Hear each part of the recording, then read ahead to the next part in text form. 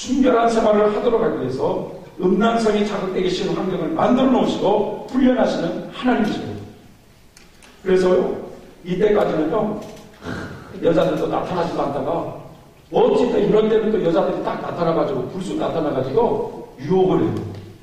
음란이라고 하는, 내 속에 있는 음란이라고 하는 그것을 경험시키시는 거예요.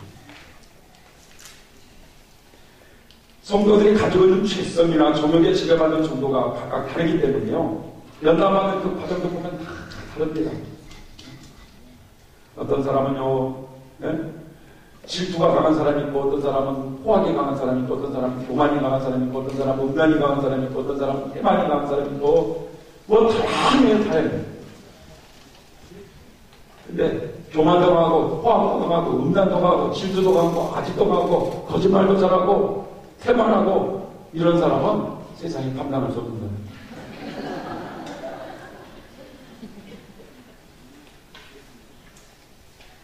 반드시 말이죠, 우리의 죄악성과 정욕과 관련돼서 연단을 하신다는 거예요. 예를 들어서 교만성이 강한 사람은 다른 죄성을 훈련하는 과정에서는 비교적 쉽게 통과할 수 있지만, 교만한 마음과 행실을 정결하게 하는 과정에서는 그 부분이 강하기 때문에 자주 넘어지는 거예요. 그러기에 그 부분에서 오랫동안 연단을 받게 되는 겁니다. 호악성이 강한 사람의 경우는요, 호악성을 자극하여 혈기를 부리거나 화를 내거나 신경질을 내거나 남을 미워하고 과격한 행실에 나타나기 쉬운 그 환경과 조건 속에서 계속해서 연단하실 거예요. 그래서 그런 부분에 자주 넘어지기 때문에 그것 때문에 막 울고 하나님 앞에 괴로워하면서 자신 좀 고쳐달라고 막 눈물을 많이 흘리게 돼 있어요. 이처럼 죄를 범하기 쉬운 환경 속에서 겸손과 온유와 인내를 실천하는 훈련을 받으면서 점진적인 성장이 이루어가는 것입니다. 정욕 부분을 연단하신 분도 마찬가지예요. 어떤 사람은 말이죠, 남녀간 애정이 강한 사람이 있고요, 어떤 사람은 혈육간 애정이 강한 사람이 있고요, 어떤 사람은 식욕이 강한 사람이 있고, 수면욕이 강한 사람이 있고, 물욕이 강한 사람이 있고, 명예욕이 강한 사람이 있고, 성욕이 강한 사람이 있어요. 다 달라요. 사람마다 이렇게 재성과 정욕에 지배받는 정도가 다양하기 때문에 하나님께서는 성도들의 성향에 따라서 그 환경을 조절하시면서 다양한 환경 속에서 연단을 받게 하십니다. 이 두 번째 연단 과정도 어느 정도 걸리느냐, 대부분의 성도들이 6년 내지 8년이라는 시간을 걸쳐요. 큰 시험 국가 속에서 강한 연단을 받는 성도들은 4년 내지 5년 정도 걸리기도 합니다. 아주 빠르게 통과하는 성인들 중에는요 1, 2년 정도 걸리는 사람도 있습니다.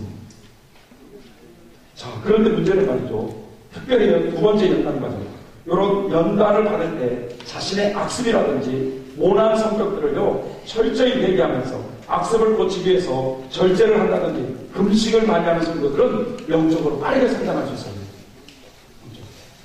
그래가지고 이 두 번째 연단 과정에 들어간 사람들은 특징이 뭐냐, 금식을 참 많이 해요. 금식. 언제 금식 끝났는데 또요. 또 그러면 또요.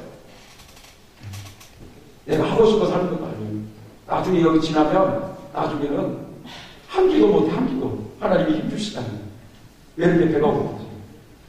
근데 여러분들은요, 아주 잘했던 건 절제 금식을 많이 하는 성도들은 영적으로 빠르게 통과할 수 있습니다. 예를 들자면 입술로 범죄하는 것을 잘하는 사람이다. 그런 말이죠. 철저히 자신의 악습을 고치기 위해서 기도를 하는 어떤 사람은 기도를 막 하가는데 손 들고 기도를 하잖아요.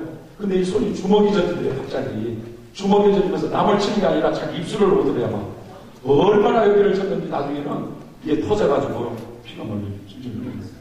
그러면서 말이죠, 입술로 범죄하면 내가 한 끼 내가 금식을 하고 하루를 금식하고 이렇게 막 결단하고 이렇게 절제와 금식을 많이 하면 그런 과정이 빨리빨리 악습들이 고쳐지기 때문에 빨리 성장할 수 있다.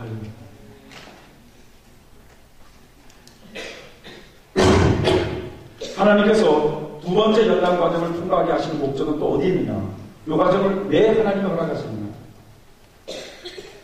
이스라엘 백성들이 아말렉 군대와 싸울 때 모세의 손이 올라가면 이겼어요. 그런데 내려가면 패했어요. 이것을 계속 반복하다가 나중에는 계속적으로 손이 내려오지 않았기 때문에 이 전쟁에서 승리했습니다. 이것처럼 두 번째 연단 과정을 통과한 성도들이 자기를 포기하고 하나님을 의지할 때는 하나님의 은밀한 도우심으로 이기게 되어 있어요. 그런데 자기 뜻대로 할 때는 패배하게 되어 있어요. 이런 영적 싸움을 여기서 반복하게 되어 있습니다. 이 단계에서 성도들은 다양한 시험을 받는 환경 속에서 수많은 실패의 쓰라림을 맛보게 됩니다. 그때마다 자신의 그 죄악성과 그 정욕에 지배받는 그 모습을 발견하면서 자신이 정말 추하다는 것을 느끼게 되어 있습니다. 철저히 회개하면서 새로워지고자 결단하고 노력하죠. 자, 이러한 생활이 반복되는 과정에서 성도들은 자신의 연약함을 절실히 깨닫습니다. 자신이 얼마나 악한 존재인가를 절실히 깨달아요. 그리고 자신의 노력으로는 이러한 죄를 이길 힘이 없음을 절실히 깨닫게 됩니다. 자신의 노력으로는 의롭게 될 수 없음을 깨닫게 돼요. 그러면서 이제 점점 자신을 포기하게 됩니다. 나는 할 수 없구나. 포기하게 되고 하나님을 의지하는 신앙으로 바뀌어진다는 거죠. 그런데 말이죠. 이 아말렉 군대와 싸우는 요 과정에서요. 성도들의 환경도 어려움이지만 환경도 어려움이지만 그 속에서 불쑥불쑥 나오는 죄가 있잖아요. 불쑥불쑥 교만, 혈기, 분노. 입만 열면 교만해요. 나중에 알고 보면 또 이 죄에 대해서 말이죠. 징글징글해가지고 나중에 보면 나는 입만 열면 교만했구나. 이걸 느껴요. 입만 열면. 그래가지고 아예 입을 갖다 옹하고 다녀요. 불쑥불쑥 나오는 죄, 교만, 혈기, 분노, dom단, 아집, 질투 이런 것 때문에 말이죠. 괴로워하고 죄에 대한 고민을 많이 하는 과정이 두 번째 연단 과정입니다. 전도 역정을 보면 말이죠. 기독교가 세지의 말을 듣고 이 기독교가 좁은 길을 향해서 가야 되는데 등짐을 지고 머리가 이쪽으로 있으면 안 되지. 저쪽으로 있어요. 저 좁은 길을 향해서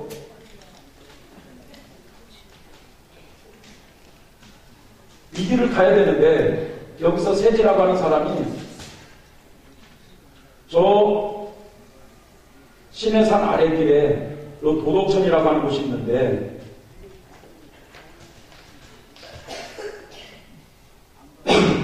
이곳에 가서 시범이라는 선생을 만나서 여러 가지 교훈을 들으면 당신의 등짐을 빨리 벗을 수 있을 겁니다.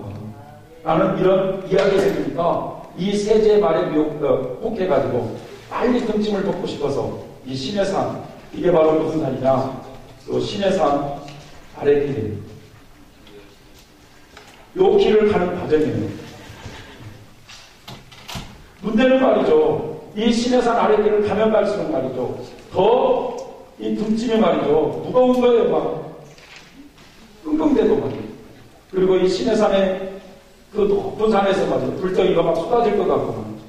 그래서 이러지도 못하고 저러지도 못하고 그런 진퇴양난의 그런 어려움을 겪는 그런 모습입니다.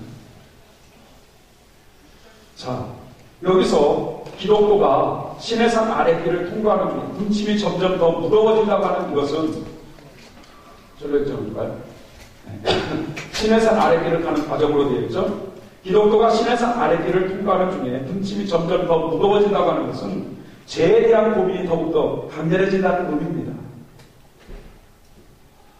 물이와 생수를 마실 때에는 하나님의 뜻 가운데 살겠다는 결심을 하잖아요. 이제 더 온전하게 더 하나님의 빛을 따라서 살겠다고 결단을 하는데 그 빛을 따라서 생활하지 못하고 자신의 그 죄의 유혹에 넘어져 실패를 자주 하기 때문에 그것 때문에 괴로워하고 고민하는 이런 것들이 더 가중된다는 거예요. 자, 그런데 여기서 주의해야 될 것은 이 과정을 통과하는 성도들이 범죄를 많이 해서 더 악해지기 때문에 죄에 대한 고민을 많이 하는 것인가? 그게 아니라는 겁니다. 범죄하는 일은 줄어드는데도 양심의 빛이 더 밝아지니까 예민해지기 때문에 작은 죄를 범한다 할지라도 하나님 앞에서 큰 죄를 범한 것처럼 그렇게 죄에 대한 고민을 많이 하게 되어 있습니다. 하나님께서는 두 번째 연단 과정을 통해서 성도들의 그 자신의 심령 속에 있는 그 죄악성과 정욕의 추악함을 적나라하게 경험적으로 깨닫게 하심으로써 아무리 노력해도 자신의 노력으로는 죄를 이길 힘이 없다는 사실을 뼈저하게 경험시키신다는 거죠. 그래서 자기의 의지적인 그 신앙을 점점 포기하게 하면서 하나님을 의지하는 신앙으로 바꿔가는 과정입니다. 그래서 결론적으로 아말렉 군대와 싸우는 요 두 번째 연단 과정은요, 다양한 환경 속에서 자신의 그 죄악성과 정욕의 실상을 골고루 맛보게 하시면서 자신이 얼마나 추악한 죄인이라고 하는 것을 알게 해주고, 그 죄를 자신의 힘으로는 이길 수 없다는 것을 인식시켜주면서 하나님을 의지하는 신앙으로 변화시켜서 하나님의 빛을 따라 사는 생활하는 인격자로 성장시키기 위해서 점점 더 깊게 넓게 연단하는 과정이라고 볼 수가 있습니다. 8단 진복에서는 뭐라고 말씀하고 있냐면, 의에 줄이고 목마른 자는 복이 있나니 저희가 배부름을 얻을 것이요 라고 했습니다. 의에 줄이고 목마른 단계입니다. 자, 왜 의에 줄이고 목마르게 있느냐? 바로 그 불의와 생수를 경험할 때 성도들은 마음이 뜨거워져요.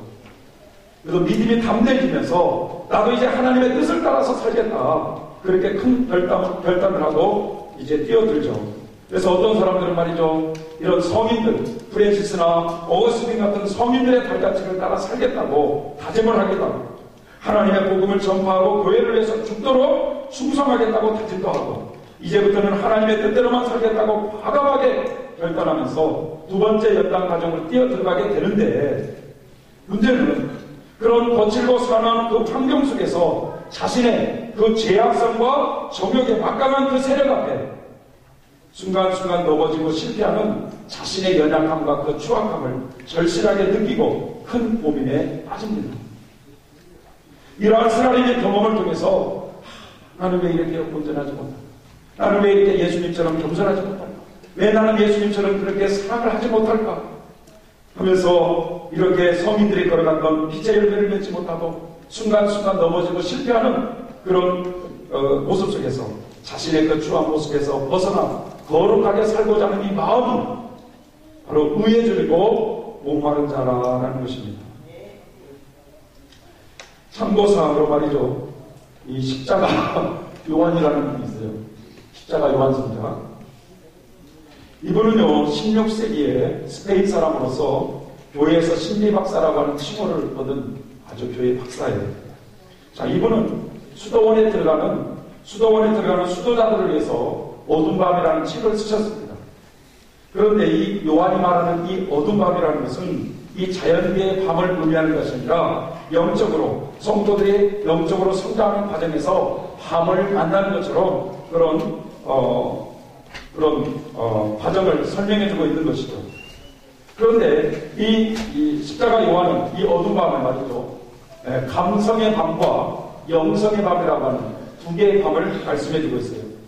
다시 말하면 그는 성도들이 그리스도의 초보적인 단계, 그리스도인들의 그 초보적인 단계를 벗어나서 이제 장차 합일의 경기, 하나님과의 합일이 되기 위해서는, 하나님과의 영성 결혼을 하기 위해서는 반드시 두 개의 밤을 걸쳐야 되는데, 하나는 요 감성의 밤과 또 하나는 영성의 밤이라고 하는 요 두 개의 밤을 반드시 걸쳐야 하나님과의 결혼이 이루어진다, 이렇게 말씀을 하고 계십니다.